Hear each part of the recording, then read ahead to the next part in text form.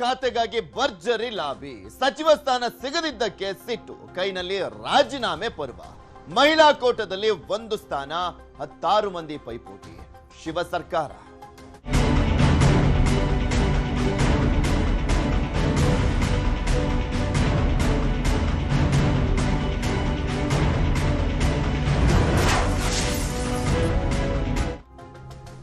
ಅಂತೂ ಇಂತೂ ಸಚಿವ ಸಂಪುಟ ಏನೋ ಪೂರ್ಣ ಪ್ರಮಾಣದಲ್ಲಿ ಆಯ್ತು, ಒಂದೇ ಒಂದು ಸ್ಥಾನವನ್ನ ಖಾಲಿ ಬಿಟ್ಟು. ಆದರೆ ಇಲ್ಲಿದ್ದಂತ ಮೇನ್ ಚಾಲೆಂಜೇ ಅದು. ಸಚಿವ ಸಂಪುಟ ವಿಸ್ತರಣೆ ಮಾಡೋದಕ್ಕಿಂತ ಯಾರಿಗೆ ಸಚಿವ ಸ್ಥಾನ ಸಿಗೋದಿಲ್ಲ ಅವರನ್ನ ಹೇಗೆ ಬ್ಯಾಲೆನ್ಸ್ ಮಾಡಬೇಕು, ಸಮಾಧಾನ ಮಾಡಬೇಕು, ಅವರ ಅಸಮಾಧಾನವನ್ನ ತಣಿಸ್ಬೇಕು ಅನ್ನುವಂಥದ್ದೇ ಇದ್ದಿದ್ದಂತ ಮೇನ್ ಚಾಲೆಂಜ್. ಅದು ನೋಡ್ತಾ ಇದ್ದಾನೆ ಇದೀವಲ್ಲ ಯಾವ ರೀತಿಯಾಗಿ ಸ್ಫೋಟಗೊಳ್ತಾ ಇದೆ. 3 ಜನ 4 ಜನ ಹೋಗಿ ಸಪರೇಟ್ ಮೀಟಿಂಗ್ ಮಾಡ್ತಾರೆ. ಕೆಲವು ರೋಗಿ ಈಗ ಆಲ್ರೆಡಿ ರಾಜೀನಾಮೆ ಕೊಡ್ತಾ ಇರುವಂತದ್ದು, ಇನ್ನ ಕೆಲವರು ರಾಜೀನಾಮೆ ಕೊಡ್ತೀವಿ ಇವತ್ತು ಅಂತ ಬೆದರಿಕೆಯನ್ನ ಕೂಡ ಹಾಕ್ತಾ ಇದ್ದಾರೆ. ಮತ್ತೊಂದ್ ಕಡೆ ಅವರ ಬೆಂಬಲಿಗರು ಪ್ರತಿಭಟನೆಯನ್ನ ಕೂಡ ಮಾಡ್ತಾ ಇದ್ದಾರೆ. ಸಚಿವ ಸ್ಥಾನ ಕೈ ತಪ್ಪಿದ್ದಕ್ಕೆ ಹಿರಿಯ ಶಾಸಕರ ಸಿಟ್ಟು. ರಾಜೀನಾಮೆಗೆ ಮುಂದಾಗಿರುವಂತದ್ದು ಹಿರಿಯ ಶಾಸಕರುಗಳು. ಪ್ರತಿಭಟನೆ, ರ್ಯಾಲಿ, ಕೆಪಿಸಿಸಿ ಕಚೇರಿಗೆ ಮುತ್ತಿಗೆಗೆ ಕರೆಯನ್ನ ಕೊಡಲಾಗಿದೆ. ವಿಜಯನಗರ ಶಾಸಕ ಎಂ ಕೃಷ್ಣಪ್ಪ ಬೆಂಬಲಿಗರಿಂದ ರ್ಯಾಲಿಯನ್ನ ಮಾಡಲಾಗ್ತದೆ. ಅಪ್ಪ ಮಗ ತಮ್ಮದೇ ಆದಂತ ವೈಯಕ್ತಿಕ ವರ್ಚಸ್ಸಿನಿಂದ ಆಯ್ಕೆ ಆಗ್ತಾ ಬರ್ತಾ ಇದ್ದಾರೆ ಎಂ ಕೃಷ್ಣಪ್ಪ ಮತ್ತು ಪ್ರಿಯಾ ಕೃಷ್ಣ. ಅವರಿಬ್ಬರಲ್ಲಿ ಒಬ್ರಿಗಾದ್ರೂ ಚಾನ್ಸ್ ಸಿಗುತ್ತೆ ಅಂದ್ಕೊಳ್ತಾ ಇದ್ರು, ಇಲ್ಲ ಕೊಟ್ಟಿಲ್ಲ. ಸೊ ಇದೇ ಅವರ ಬೆಂಬಲಿಗರ ಆಕ್ರೋಶಕ್ಕೆ ಕಾರಣ ಆಗಿದೆ. ಇಂದು ಕೆಪಿಸಿಸಿ ಕಚೇರಿಗೆ ಕೃಷ್ಣಪ್ಪ ಬೆಂಬಲಿಗರಿಂದ ರ್ಯಾಲಿ, ರಾಜೀನಾಮೆಗೆ ರೆಡಿ ಆಗಿರುವಂತದ್ದು. ಒಂದ್ ಕಡೆ ಬೇಳೂರು ಗೋಪಾಲಕೃಷ್ಣ. ಹೆಂಗಿದೆ ಅಂದ್ರೆ ಕೆಲವರದ್ದು ಇಲ್ಲಿ ಫಸ್ಟ್ ಟಿಕೆಟ್ ಸಿಗೋವರೆಗೂ, MLA ಟಿಕೆಟ್ ಸಿಗೋವರೆಗೂ, ಬಿ ಫಾರ್ಮ್ ಸಿಗೋವರೆಗೂ ಟಿಕೆಟ್ಗೋಸ್ಕರ ಲಾಬಿ ಮಾಡ್ತಾರೆ. ಅದಾದ್ಮೇಲೆ ಗೆಲ್ಲೋಕ್ಕೋಸ್ಕರ ಹೋರಾಟ, ಗೆದ್ದ ಬಳಿಕ ಶಾಸಕರಾದ್ಮೇಲೆ ಸಚಿವ ಸ್ಥಾನಕ್ಕೋಸ್ಕರ ಹೋರಾಟ. ಹಂಗೆ ಆಗಿರೋದು ಕೆಲವರದು. ಬೇಳೂರು ಗೋಪಾಲ್ ಕೃಷ್ಣ ಸೇರಿದಂತೆ ಕೆಲವರ ಪರಿಸ್ಥಿತಿ ಹಂಗಿದೆ. ಸುಬ್ಬಾರೆಡ್ಡಿ, ಬಾದರ್ಲಿ, ಹೆಬ್ಬಾಳ್ಕರ್ ಬೆಂಬಲಿಗರಿಂದ ಹೋರಾಟ. ಶಾಸಕ ಅಶೋಕ ಪಟ್ಟಣ್ ಬೆಂಬಲಿಗರಿಂದಲೂ ಕೂಡ ಬೃಹತ್ ಪ್ರತಿಭಟನೆಯನ್ನ ಮಾಡಲಾಗ್ತದೆ. ಇನ್ನು ಮಾಜಿ ಸಚಿವ RB ತಿಮ್ಮಾಪುರ ಬೆಂಬಲಿಗರು ಕೂಡ ಪ್ರತಿಭಟನೆಯನ್ನ ಮಾಡ್ತಾ ಇದ್ದಾರೆ, ನಮಗೆ ಸಚಿವ ಸ್ಥಾನ ಬೇಕು ಅಂತ. ಕೆಲವರು ಅಂದ್ರೆ ಯಶವಂತರಾಯಗೌಡ ಪಾಟೀಲ್ ರಾಜೀನಾಮೆ ಸಲ್ಲಿಸಿದ್ದಾರೆ, ಅವರನ್ನು ಮನವೊಲಿಸಲಾಗುತ್ತೆ. ಇನ್ನು ಯಾರೇ ರಾಜೀನಾಮೆ ಕೊಟ್ಟರು ಕೂಡ ಅಷ್ಟೇ, ಆ ಕ್ಷಣದ ಆಕ್ರೋಶ ಅಷ್ಟೇ, ಅಸಮಾಧಾನ. ಅವ್ರನ್ನೆಲ್ಲರನ್ನೂ ಕೂಡ ಮನವೊಲಿಸೋದು ಗೊತ್ತಿದೆ ಪಕ್ಷಕ್ಕೆ. ಮಂತ್ರಿ ಸ್ಥಾನ ಸಿಗದೆ ಸಿಟ್ಟಾದಂತವರಿಗೆ ಸಿಎಂ DKಶಿ ನೀತಿ ಪಾಠವನ್ನ ಮಾಡಿದ್ದಾರೆ. ಯಾರಿಗೆಲ್ಲ ಮಂತ್ರಿ ಸ್ಥಾನ ಸಿಕ್ಕಿಲ್ಲ, ಸಿಟ್ಟಾಗಿದಾರಲ್ಲ ಅವರಿಗೆ ನೀತಿ ಪಾಠ. ನಮ್ಮನ್ನ ಹೊರಗಿಟ್ಟಾಗ ತಾಳ್ಮೆಯಿಂದ ಇದ್ವಲ್ವಾ ಅಂತ ಹೇಳಿದ್ರು ಸಿಎಂ. ಅಸಮಾಧಾನಗೊಂಡವರನ್ನ ಸಮಾಧಾನ ಮಾಡ್ತಾರಂತೆ DK ಶಿವಕುಮಾರ್. ಅವರೇ ಮಾಡಬೇಕಾಗಿರುವಂತದ್ದು ಮುಖ್ಯಮಂತ್ರಿಗಳು. ಯಾರೆಲ್ಲ ಅಸಮಾಧಾನಿತರಿದ್ದಾರೆ ಅವರನ್ನ ಸಮಾಧಾನ ಪಡಿಸುವಂತ ಕೆಲಸವನ್ನ DK ಶಿವಕುಮಾರ್ ಆರಂಭ ಮಾಡಿದ್ದಾರೆ.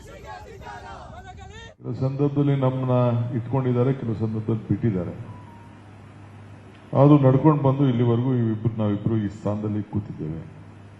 ಹಿಂದೆ ಕೂಡ ನಾನು ಪರಮೇಶ್ವರ್ ಅವರು MLA ಆಗಿ ಬಂದಾಗ ವೀರೇಂದ್ರ ಪಾಟೀಲ್ ಮುಖ್ಯಮಂತ್ರಿಗಳು, ಬಂಗಾರಪ್ಪನವರು ಕ್ಯಾಬಿನೆಟ್ ಇರಲಿಲ್ಲ, ಇವರು ಮಲ್ಲಿಕಾರ್ಜುನ್ ಖರ್ಗೆ ಅವರು ಕ್ಯಾಬಿನೆಟ್ ಇರಲಿಲ್ಲ, ಧರ್ಮಸಿಂಗ್ ಇರಲಿಲ್ಲ, ಲಕ್ಕಪ್ಪನವರು ಇರಲಿಲ್ಲ.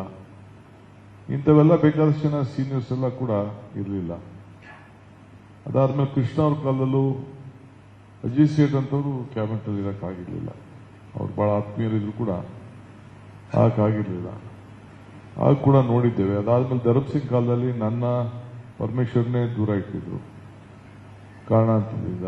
ಸಿದ್ದರಾಮಯ್ಯವ್ರ ಕಾಲದಲ್ಲೂ ನಾವಿಬ್ರು ಇವರು ಅಧ್ಯಕ್ಷರಾಗಿ ಅಧಿಕಾರ ಬಂದರು. ಇವರು 3 ವರ್ಷ ಆದ್ಮೇಲೆ ಹೊರಗಡೆ ಬರಬೇಕಾದ ಪರಿಸ್ಥಿತಿ ಬಂತು. ನನ್ನ ಕೂಡ ಕೆಲವು ದಿನ ಹೊರಗಡೆ ಇಟ್ಟಿದ್ರು.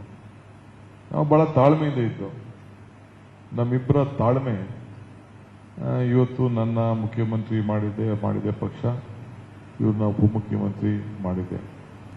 ಏನೇನು ಪಾಯಿಂಟ್ ಹಾಕ್ತೀರಿ, ತುಮಕೂರು ಮೀಟಿಂಗು, ಅಲ್ಲಿ meeting, Kolar meeting, Chikkaballapur meeting, Shivamogga meeting, Raichur meeting, Ballari meeting, ಇದು ಏನ್ ಮಾಡ್ತೀರಿ? 33 ಸ್ಥಾನ ಮೊದಲಾದ್ರೆ ಬೇಕಾದಷ್ಟು ಎಷ್ಟು ಜನ ಬೇಕಾದ್ರೂ ತಗೊಳ್ಳುವಂತ ಅವಕಾಶ ಕೃಷ್ಣ ಅವ್ರ ಕಾಲಕ್ಕೆ ಮುಗಿದೋಯ್ತು.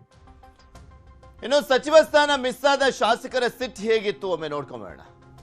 ನಡ್ಕೊಂಡು ಬಂದ ಹೆಚ್ಚಿನ ಬೆಳವಣಿಗೆಗಳನ್ನ ಗಮನಿಸ್ತಾ ಇದೆ. ಇನ್ನು ಕೊನೆಗೆ ಇವತ್ತಿನ ಎಕ್ಸ್ಪಾನ್ಷನ್ ದಲ್ಲಿ ಏನು ಮಾತು ಕೊಟ್ಟಿದ್ರು, ಆ ಮಾತನ್ನ ನಮ್ಮ ನಾಯಕತ್ವ ಉಳಿಸ್ಕೊಂಡಿಲ್ಲ. ಸೊ ಅದಕ್ಕಾಗಿ ನನ್ನ ಅನಿವಾರ್ಯವಾಗಿ ಬೇರೆ ಮಾರ್ಗ ಇಲ್ಲ ನನಗೆ, ಅದಕ್ಕೆ ನಾನು ರಿಸೈನ್ ಮಾಡ್ತಾ ಇದ್ದೀನಿ. ಅದಕ್ಕಾಗಿ ಈಗ ಸ್ಪೀಕರ್ ಅವರು ಬಂದು ಸಬ್ಮಿಟ್ ಮಾಡಿದ್ದಾರೆ. ನಾವು ಹೊಸಬ್ರೆ ಹಂಗಾದ್ರೆ ನಾನು 7 ಸಾರಿ ಗೆದ್ದ ನಾನು ಮಂತ್ರಿನೇ ಮಾಡಿಲ್ಲಲ್ಲ, ಮತ್ತು ನಮ್ಮನ್ನು ಸೇರಿಸ್ಕೋಬೇಕಾಗಿತ್ತಲ್ಲ ಅದರಲ್ಲಿ ಅಲ್ವಾ? ಬರೀ ಹೊಸಬ್ರು ಅಂತ ಅವ್ರು ಅಂದರೆ ಹಳಬ್ರೆಲ್ಲ ಸತ್ತೋಗ್ಬಿಡಬೇಕಾ? ಅವ್ರಿಗೆ ಮಾತ್ರ ಉಳಿಬೇಕು, ಇವ್ರು ಮಾತ್ರ ಹೋಗ್ಬಿಡ್ಬೇಕು ಅಂತಲ್ಲ. ಹೊಸಬರಿಗೆ ಅವಕಾಶ ಅಲ್ಲ, ಅನುಭವನೂ ಬೇಕು. ವಿಧಾನಸಭೆಯನ್ನು ಸಮರ್ಥವಾಗಿ ನಡೆಸತಕ್ಕಂಥ ರೀತಿಯಲ್ಲೂ ಆಗಬೇಕು, ಸರ್ಕಾರವನ್ನು ನಿಭಾಯಿಸ್ತಕ್ಕಂಥದ್ದು ಆಗ್ಬೋದು. ಇವತ್ತು ಅಧಿಕಾರಿಗಳು ಮಾತ್ಕೊಂಡು ಕೇಳ್ಕೊಂಡು ಮಂತ್ರಿಗಳು ಕೆಲಸ ಮಾಡೋದಾದ್ರೆ ಅದು ಸರ್ಕಾರನ ಬರೀ ಎಜುಕೇಷನ್ನಿಂದಲೇ ಮಾತ್ರ ಸಾಕಲ್ಲ. ಈಗ ಇವತ್ತಿನ ಕ್ರೈಸಿಸನ್ನು ಎದುರಿಸಬೇಕಾದಾಗ experience is also important. Congress ಪಕ್ಷದಲ್ಲಿ ಬಾಯಲ್ಲಿ ಹೇಳ್ತಾರೆ ಕಾರ್ಯಕರ್ತರಿಗೆ ಮತ್ತು ಮುಖಂಡರುಗಳಿಗೆ ಸ್ಥಾನಮಾನ ಕೊಡಬೇಕು, ಬೇರೆ ಪಕ್ಷದಿಂದ ಬಂದವರಿಗೆ ಸ್ಥಾನಮಾನ ಕೊಡಬಾರ್ದು, ನಮ್ಮ ಪಕ್ಷದಲ್ಲಿ ಹಿರಿಯರಿಗೆ ಗುರುತಿಸ್ಬೇಕು ಅಂತ ಹೇಳ್ತಾರೆ. ಬಾಯಲ್ಲಿ ಬೆಣ್ಣೆ ಬಗಲಲ್ಲಿ ದೊಣ್ಣೆ ಅಂತ ಹೇಳಿ ಗಾದೆ ಹೇಳ್ತಾರಲ್ಲ, ಹಂಗೆ ಬಾಯಲ್ಲಿ ಮಾತ್ರ ಅದು ಕಾರ್ಯಗತ ಇಲ್ಲ. ಇವತ್ತು 1 ಸಲ ಗೆದ್ದಂಥವರಿಗೆ, 2 ಸಲ ಗೆದ್ದಂಥವರಿಗೆ, 3 ಸಲ ಗೆದ್ದಂಥವ್ರಿಗೆ ಕೊಡ್ತಾ ಇದ್ದಾರೆ.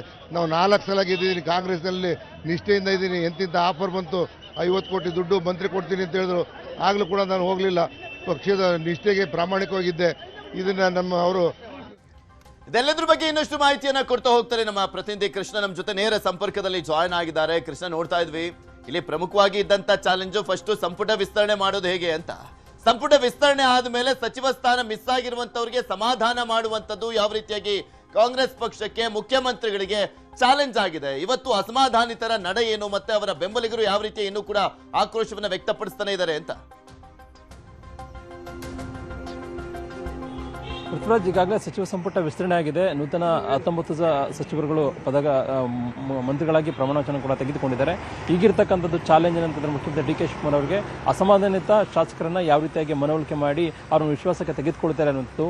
ಯಾವಾಗ ಸಂಪುಟ ಲೀಸ್ಟ್ ಪ್ರಕಟ ಆಯಿತು ಅದಾದ ಬಳಿಕವಾಗಿ ಬಹಳಷ್ಟು ಶಾಸಕರು ಅಂದರೆ 30ಕ್ಕೂ ಹೆಚ್ಚು ಜನ ಶಾಸಕರು ಈಗ ಅಸಮಾಧಾನಗೊಂಡಿರುವಂಥದ್ದು, ರೆಬೆಲ್ ಆಗಿರುವಂಥದ್ದು. ಒಂದಷ್ಟು ಜನ ಶಾಸಕರು ರಾಜೀನಾಮೆ ಅಸ್ತ್ರವನ್ನು ಪ್ರಯೋಗನ ಮಾಡಿದರೆ, ಒಂದಷ್ಟು ಜನ ಶಾಸಕರು ಸಭೆಗಳನ್ನು ಮಾಡೋದ್ರ ಮುಖಾಂತರವಾಗಿ ತಮ್ಮ ಮುಂದಿನ ನಡೆ ಏನಿರಬೇಕು ನಿಟ್ಟಿನಲ್ಲಿ ಕೂಡ ಚರ್ಚೆಯನ್ನು ಕೂಡ ಮಾಡಿದ್ದಾರೆ. ಇದು ನಡುವೆ ಮುಖ್ಯಮಂತ್ರಿ ಡಿ ಕೆ ಶಿವಕುಮಾರ್ ಅವರು ಎಲ್ಲರಿಗೂ ಕೂಡ ಒಂದು ರೀತಿ ನೀತಿ ಪಾಠವನ್ನು ಹೇಳೋದ್ರ ಮುಖಾಂತರವಾಗಿ ಅಂದರೆ ಬೇರೆ ಬೇರೆ ಹುದ್ದೆಯನ್ನ, ಬೇರೆ ಬೇರೆ ಅವಕಾಶವನ್ನು ಮಾಡಿಕೊಡ್ತೇವೆ ಅನ್ನೋ ಮಾತನ್ನು ಕೂಡ ಹೇಳಿರುವಂಥದ್ದು. ಜೊತೆಗೆ ಬಿ ಕೆ ಹರಿಪ್ರಸಾದ್ ಅವರು, ಕೆಪಿಸಿಸಿ ಅಧ್ಯಕ್ಷ ಆಗಿರ್ತಕ್ಕಂಥ ಬಿ ಕೆ ಹರಿಪ್ರಸಾದ್ ಅವರು ಕೂಡ ಯಾರೆಲ್ಲ ಅಸಮಾಧಾನಿತ ಶಾಸಕರಿದ್ದಾರೆ ಅವ್ರನ್ನ ಮನವೊಲಿಕೆ ಮಾಡುವಂಥದ್ದು ಕೂಡ ಈಗಾಗಲೇ ಮುಂದಾಗಿರ್ತಕ್ಕಂಥದ್ದು. ಹೈಕಮಾಂಡ್ ನಾಯಕರು ಕೂಡ ಈಗ ಅವರಿಗೆ ಸೂಚನೆಯನ್ನು ಕೂಡ ಕೊಟ್ಟಿದ್ದಾರೆ. ರಾಜ್ಯ ಕಾಂಗ್ರೆಸ್ ಉಸ್ತುವಾರಿಯಾಗಿರ್ತಕ್ಕಂಥ ರಣದೀಪ್ ಸಿಂಗ್ ಸುರ್ಜೇವಾಲಾ ಅವರು ಕೂಡ ಈಗಾಗಲೇ ಆ ಕಡೆ ಕಿಳಿದಿರೋದ್ರ ಮುಖಾಂತರವಾಗಿ ಆ ಅಸಮಾಧಾನಿತ ಶಾಸಕರನ್ನ ವಿಶ್ವಾಸಕ್ಕೆ ತೆಗೆದುಕೊಳ್ಳುವಂಥದ್ದು ಮತ್ತು ಸಮಾಧಾನ ಪಡಿಸುವಂಥ ಕೆಲಸವನ್ನು ಕೂಡ ಮಾಡ್ತಾ ಇದ್ದಾರೆ. ಆದರೆ ಈಗಿರ್ತಕ್ಕಂಥ ಪ್ರಶ್ನೆ ಏನು ಅಂತಂದ್ರೆ ಪೃಥ್ವಿರಾಜ್, ಬಹಳ ಜಿಲ್ಲೆಗಳಲ್ಲಿ ಒಂದೊಂದು ಜಿಲ್ಲೆಗಳಲ್ಲಿ 3-3, 2-2 ಈ ರೀತಿಯಾದಂತಹ ಅವಕಾಶವನ್ನು ಮಂತ್ರಿಮಂಡಲದಲ್ಲಿ ಅವಕಾಶ ಮಾಡಿಕೊಟ್ಟಿದ್ದಾರೆ. ಆದರೆ 8 ಜಿಲ್ಲೆಗಳಲ್ಲಿ ಮಂತ್ರಿ ಸ್ಥಾನವನ್ನ ಕೊಟ್ಟಿಲ್ಲವಂಥದ್ದು. ಮತ್ತೊಂದು ಕಡೆ ಈಗ ಕಿರಿಯರಿಗೆ ಅವಕಾಶ ಮಾಡಿಕೊಟ್ರೆ ಹಿರಿಯರು ಏನ್ ಮಾಡಬೇಕು ಅನ್ನೋದು. ಮತ್ತೆ ಈಗ ಕೇವಲವಾಗಿ 2 ವರ್ಷಗಳ ಮಾತ್ರ ಅಧಿಕಾರ ಇದೆ,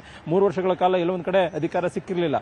ಈಗ 2 ವರ್ಷಗಳಲ್ಲಾದ್ರೂ ನಾವು ಮಂತ್ರಿ ಆಗ್ತೀವಿ ಅನ್ನೋ ಕನಸನ್ನ ಹಿರಿಯ ಶಾಸಕರು ಕೂಡ ಅಂದ್ಕೊಂಡಿದ್ರು. ಈಗ ಕಿರಿಯರಿಗೆ ಅವಕಾಶ ಮಾಡಿಕೊಟ್ಟಿರ್ತಕ್ಕಂಥ ಸಂದರ್ಭದಲ್ಲಿ ಹಿರಿಯ ಶಾಸಕರೆಲ್ಲರಿಗೂ ಕೂಡ ಈಗ ಅಸಮಾಧಾನಗೊಂಡಿರುವಂಥದ್ದು. ಈಗ ಹಿರಿಯ ಶಾಸಕರ ನಡೆ ಏನಿರುತ್ತೆ ಅನ್ನೋದು ಈಗಿರತಕ್ಕಂಥ ಪ್ರಶ್ನೆ. ಹಾಗಾಗಿ ಈಗ ಹಿರಿಯ ಶಾಸಕರನ್ನ ಯಾವ ರೀತಿಯಾಗಿ ಬರುವಂತ ದಿನಗಳಲ್ಲಿ ಅವರನ್ನು ವಿಶ್ವಾಸಕ್ಕೆ ತೆಗೆದುಕೊಂಡು ಮುಖ್ಯಮಂತ್ರಿಗಳು ಸಮಾಧಾನ ಪಡ್ತಾರೆ ಅನ್ನೋದು ಈಗಿರತಕ್ಕಂಥ ಪ್ರಶ್ನೆ. ಇದರ ನಡುವೆ ಇವತ್ತು ಕೂಡ ಒಂದಷ್ಟು ಜನ ಶಾಸಕರು ಟಿ.ಬಿ. ಜಯಚಂದ್ರ ಅವರ ನೇತೃತ್ವದಲ್ಲಿ ಒಂದಷ್ಟು ಜನ ಶಾಸಕರು ಸಭೆ ಮಾಡೋದ್ರ ಮುಖಾಂತರವಾಗಿ ಮುಂದಿನ ನಿಟ್ಟಿನಲ್ಲಿ ಯಾವ ರೀತಿ ಈಗ ಕಾಂಗ್ರೆಸ್ ಹೈಕಮಾಂಡ್ ನಾಯಕರಿಗೆ ಒತ್ತಡ ಹಾಕಬೇಕು ನಿಟ್ಟಿನಲ್ಲಿ ಕೂಡ ಚರ್ಚೆ ಮಾಡೋದಕ್ಕೂ ಕೂಡ ಮುಂದಾಗಿರುವಂತದ್ದು. ಮತ್ತೊಂದು ಕಡೆ ವಿಜಯನಗರ ಶಾಸಕರಾಗಿರ್ತಕ್ಕಂಥ ಎಂ ಕೃಷ್ಣಪ್ಪ ಆಗಿರ್ಬೋದು, ಮತ್ತೆ ಗೋವಿಂದರಾಜನಗರ ವಿಧಾನಸಭಾ ಕ್ಷೇತ್ರ ಶಾಸಕರಾಗಿರ್ತಕ್ಕಂಥ ಪ್ರಿಯಕೃಷ್ಣ ಕೂಡ ಎಲ್ಲೊಂದು ಕಡೆ ಈಗ ರಾಜೀನಾಮೆಗೆ ಮುಂದಾಗಿದ್ದಾರೆ ಅನ್ನೋದ್ರ ಬಗ್ಗೆ ಕೂಡ ಹೇಳಲಾಗ್ತಾ ಇದೆ. ನಿನ್ನೆ ಕೂಡ ಅವರು ತಟಸ್ಥ ನಿಲುವನ್ನು ಕೂಡ ತಾಳಿದ್ರು. ಅದಾದ ಬಳಿಕವಾಗಿ ಇವತ್ತು ತಮ್ಮ ಕಾರ್ಯಕರ್ತರು ಮತ್ತು ಬೆಂಬಲಿಗರ ಜೊತೆಗೆ ಸಭೆಯನ್ನು ಮಾಡೋದ್ರ ಮುಖಾಂತರವಾಗಿ ಮುಂದೆ ಯಾವ ರೀತಿಯಾಗಿ ನಡೆಯನ್ನು ತೋರಬೇಕು ನಿಟ್ಟಿನಲ್ಲಿ ಕೂಡ ಈಗಾಗಲೇ ಮುಂದಾಗಿರುವಂತದ್ದು. ಮತ್ತೊಂದು ಕಡೆ ಭದ್ರಾವತಿ ಶಾಸಕರಾಗಿರ್ತಕ್ಕಂಥ ಬಿ ಕೆ ಸಂಗಮೇಶ್ ಅವರು ಕೂಡ ಈಗಾಗಲೇ ರೆಬಲ್ ಆಗಿದ್ದಾರೆ. ನೇರವಾಗಿ ಕಾಂಗ್ರೆಸ್ ನಾಯಕರ ವಿರುದ್ಧವಾಗಿ ಕೂಡ ಆಕ್ರೋಶವನ್ನು ಕೂಡ ವ್ಯಕ್ತಪಡಿಸಿದ್ದಾರೆ. ಬೆಂಬಲಿಗರ ಜೊತೆಗೆ ಸಭೆಯನ್ನು ಮಾಡೋದ್ರ ಮುಖಾಂತರವಾಗಿ ರಾಜೀನಾಮೆ ನೀಡುವಂತ ನಿಟ್ಟಿನಲ್ಲಿ ಕೂಡ ನಡೆಯನ್ನು ತೋರ್ತಿರುವಂತದ್ದು. ಮತ್ತೊಂದು ಕಡೆ ಎನ್ ವೈ ಗೋಪಾಲಕೃಷ್ಣ ಕೂಡ ಹಿರಿಯ ಶಾಸಕರು ಸಾಕಷ್ಟು ಬಾರಿ ಕೂಡ ಗೆದ್ದಿದ್ದಾರೆ. ಈ ಬಾರಿ ಮಂತ್ರಿ ಆಗುವಂತ ಕನಸನ್ನು ಕಂಡಿದ್ರು. ಈಗ ಎಲ್ಲೊಂದು ಕಡೆ ಎನ್ ವೈ ಗೋಪಾಲಕೃಷ್ಣ ಅವರು ಕೂಡ ಅವಕಾಶ ಸಿಕ್ಕಿಲ್ಲ. ಮತ್ತೊಂದು ಕಡೆ ವಿಜಯಪುರ ಜಿಲ್ಲೆಯಲ್ಲಿ ಕೂಡ 3 ಜನ ಆಕಾಂಕ್ಷಿಗಳು ಯಶವಂತರಾವ್ ಗೌಡ ಪಾಟೀಲ್ ಅವರು ನಿನ್ನೆ ದಿನ ರೆಬಲ್ ಆಗಿ ಈಗ ರಾಜೀನಾಮೆ ಕೂಡ ನೀಡಿದ್ದಾರೆ. ರಾಜೀನಾಮೆಯನ್ನ ಯಾವ ರೀತಿಯಾಗಿ ಈಗ ಸ್ಪೀಕರ್ ಅವರು ಅಂಗೀಕಾರವನ್ನು ಮಾಡ್ತಾರೆ ಅನ್ನುವಂಥದ್ದು. ಇನ್ನೂ ಕೂಡ ಸ್ಪೀಕರ್ ಅಧಿಕೃತವಾಗಿ ನೇಮಕ ಆಗಿಲ್ಲ. ಹಂಗಾಮಿ ಸ್ಪೀಕರ್ ಆಗಿ ಟಿ.ಬಿ. ಜಯಚಂದ್ರ ಅವರನ್ನ ರಾಜ್ಯಪಾಲರಾಗಿರ್ತಕ್ಕಂಥ ತಾವರ್ಚಂದ್ ಗೆಹ್ಲೋಟ್ ಅವರು ಈಗ ನೇಮಕವನ್ನು ಮಾಡಿದ್ದಾರೆ. ಹಂಗಾಮಿ ಸ್ಪೀಕರ್ ಅವ್ರನ್ನ ನಿಜಕ್ಕೂ ಕೂಡ ಹಂಗಾಮಿ ಸ್ಪೀಕರ್ ಆಗ್ತಾರಾ ಡಿ.ಪಿ. ಜಯಚಂದ್ರ ಅನ್ನುವಂಥದ್ದು ಈಗಿರತಕ್ಕಂಥ ಪ್ರಶ್ನೆ. ಯಾಕಂದ್ರೆ ಟಿ.ಬಿ. ಜಯಚಂದ್ರ ಅವರು ಕೂಡ ಮಂತ್ರಿ ಸ್ಥಾನದ ಪ್ರಬಲ ಆಕಾಂಕ್ಷಿಯಾಗಿದ್ರು. ಯಾವಾಗ ಮಂತ್ರಿ ಸ್ಥಾನ ಕೈ ತಪ್ಪಿತು ಅವರು ಕೂಡ ರೆಬಲ್ ಆಗಿರುವಂಥದ್ದು. ಇದರ ನಡುವೆ ಇವತ್ತು ಮುಖ್ಯಮಂತ್ರಿ ಡಿ ಕೆ ಶಿವಕುಮಾರ್ ಕೂಡ ಬೇರೆ ಬೇರೆ ಕಾರ್ಯಕ್ರಮಗಳನ್ನು ಕೂಡ ಹಮ್ಮಿಕೊಂಡಿದ್ದಾರೆ. ಬೇರೆ ಬೇರೆ ಹುದ್ದೆಗಳನ್ನು ಸೃಷ್ಟಿ ಮಾಡೋದ್ರ ಮುಖಾಂತರವಾಗಿ ಅಂದರೆ ಪ್ರಬಲವಾದಂಥ ಚೆನ್ನಾಗಿರುವಂಥ ಒಂದು ಬೋರ್ಡ್ ಚೇರ್ಮನ್ಗಳನ್ನ ಶಾಸಕರನ್ನ ನೇಮಕವನ್ನು ಮಾಡೋದ್ರ ಮುಖಾಂತರವಾಗಿ ಅವ್ರನ್ನ ಸಮಾಧಾನ ಪಡಿಸುವಂತ ಕೂಡ ಡಿ ಕೆ ಶಿವಕುಮಾರ್ ಮುಂದಾಗಿರುವಂಥದ್ದು ಮತ್ತೆ ಕ್ಯಾಬಿನೆಟ್ ರ್ಯಾಂಕು ಮತ್ತೆ ಬೇರೆ ಬೇರೆ ಹುದ್ದೆಗಳನ್ನ ರಾಜಕೀಯ ಕಾರ್ಯದರ್ಶಿ ಹೀಗೆ ಬೇರೆ ಬೇರೆ ಹುದ್ದೆಗಳನ್ನ ಕೊಡೋದ್ರ ಮುಖಾಂತರವಾಗಿ ಅವ್ರನ್ನ ಸಮಾಧಾನ ಪಡಿಸುವಂತ ಕೆಲಸವನ್ನು ಕೂಡ ಈಗಾಗಲೇ ಡಿ ಕೆ ಶಿವಕುಮಾರ್ ಆಲೋಚನೆ ಮಾಡಿದ್ದಾರೆ. ಆದರೆ ಡಿ ಕೆ ಶಿವಕುಮಾರ್ ಅವರ ಈ ಒಂದು ಆಲೋಚನೆಗೆ ಎಷ್ಟು ಮಟ್ಟಿಗೆ ಅತೃಪ್ತ ಬಣದ ಶಾಸಕರು ಒಪ್ಕೊಳ್ತಾರೆ ಅನ್ನೋದು ಈಗಿರತಕ್ಕಂಥ ಪ್ರಶ್ನೆ. ಯಾಕಂದ್ರೆ 2022 ಚುನಾವಣೆ ಇನ್ನು ಕೇವಲವಾಗಿ 19-20 ತಿಂಗಳು ಮಾತ್ರ ಬಾಕಿ ಇದೆ. ಡಿ ಕೆ ಶಿವಕುಮಾರ್ ಅವರು ಕ್ಯಾಬಿನೆಟ್ ಅಲ್ಲಿ ಮಂತ್ರಿ ಆಗಬೇಕು ನಿಟ್ಟಿನಲ್ಲಿ ಕೂಡ ಕನಸನ್ನ ಕಂಡಿದ್ರು. ಯಾವಾಗ ಅವಕಾಶ ಸಿಕ್ಕಿಲ್ಲ ಇಂಥ ಸಂದರ್ಭದಲ್ಲಿ ಅವರೆಲ್ಲರೂ ಕೂಡ ಶಾಸಕರು ರೆಬಲ್ ಆಗಿರುವಂತದ್ದು, ಅಸಮಾಧಾನಗೊಂಡಿರುವಂತದ್ದು.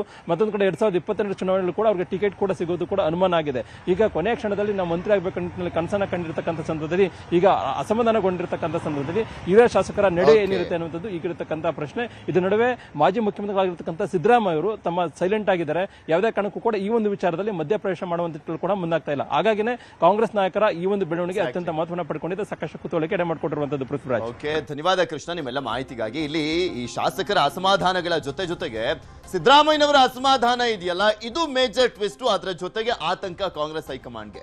ಇನ್ನ ಮುಂದಿನ 2 ವರ್ಷಗಳ ಕಾಲ ಸಿದ್ದರಾಮಯ್ಯನವರ ನಡೆ ಇದೆಯಲ್ಲ, ಅದು ಕೂಡ ಒಂದು ಚಾಲೆಂಜಿಂಗ್ ಅಂತ ಹೇಳಿದ್ರು ತಪ್ಪಾಗಲಿಕ್ಕಿಲ್ಲ. ಇನ್ನ ಇದ್ರ ಜೊತೆಗೆ